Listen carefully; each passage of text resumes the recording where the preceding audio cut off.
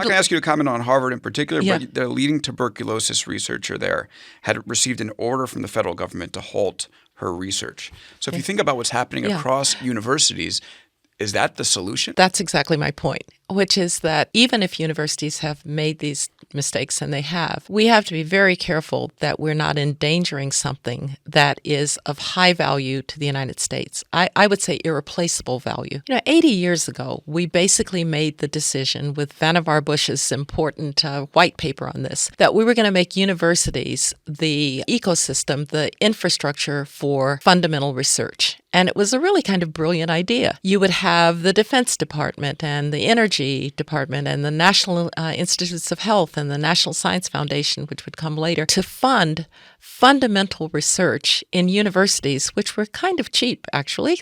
Labor wasn't that expensive. And you would get two kinds of innovation from that, two kinds of breakthroughs.